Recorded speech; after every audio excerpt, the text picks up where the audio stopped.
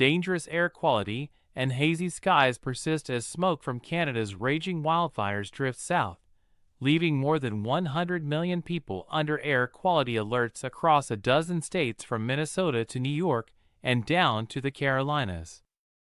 By 6 p.m. Thursday, Detroit topped the list of cities with the worst air quality in the world, followed by Washington, D.C., according to IQ-Air. Chicago and New York City were among the top 10.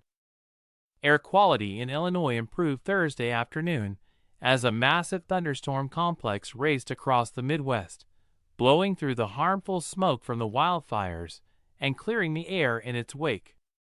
Canadian wildfire smoke reaches Europe as Canada reports its worst fire season on record. The storm, referred to as a bow echo because of its arc-like appearance on radar, has produced wind gusts close to 90 miles per hour.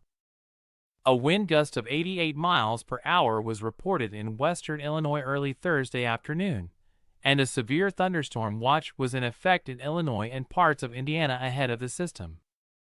The Storm Prediction Center was forecasting a level 4 out of 5 risk for damaging winds up to 90 miles per hour, along with large hail, and a few tornadoes for nearly 2 million people across central Illinois. The straight-line winds in these weather phenomena can be just as devastating as tornadoes. The storm could become a derecho, which is classified by a swath of wind damage extending more than 240 miles with wind gusts of 58 miles per hour or greater along most of its length. According to the National Weather Service, Thursday's worst air pollution was centered over Detroit, Chicago, Indianapolis, and Cleveland.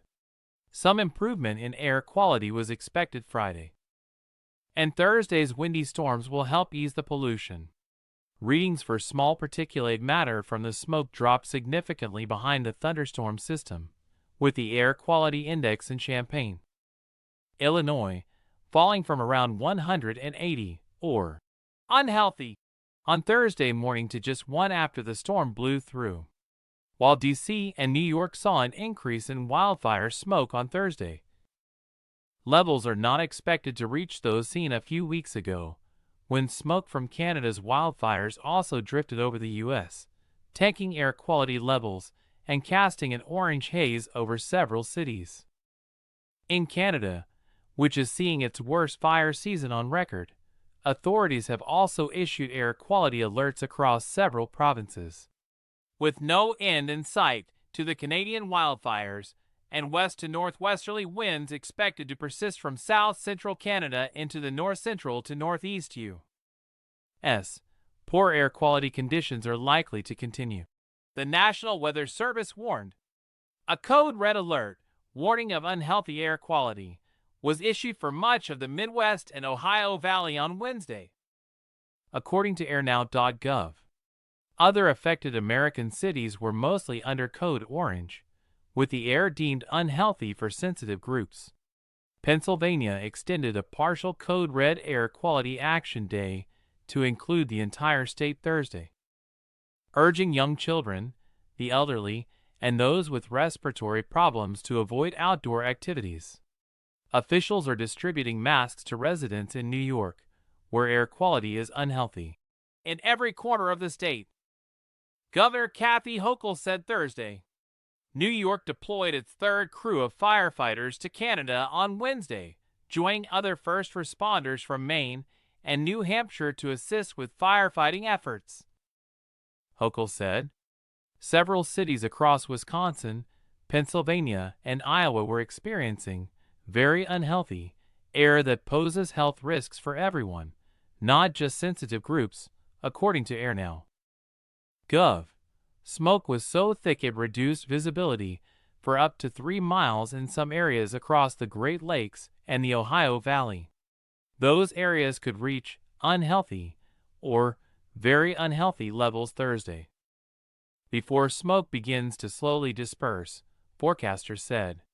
Without climate change, these extreme weather events would not have happened. Residents are being advised to stay indoors with their air conditioning running. Avoid going outside, and in some areas, wear N95 masks if they have to be outside. Meanwhile, From Minnesota to Pennsylvania, events have been canceled due to the wildfire smoke. Photos from across the country captured the eerie hazy or orange skies over iconic American skylines, with smoke lingering over freeways and neighborhoods. Wildfire smoke carries particulate matter, or PM 2.5, a tiny but dangerous pollutant that, when inhaled, can travel deep into lung tissue and enter the bloodstream, according to the U.S. Centers for Disease Control and Prevention. The particulate matter has been linked to a number of health problems including asthma, heart disease, and other respiratory illnesses. People with heart or breathing problems. Children and older people may be particularly sensitive to PM 2.5.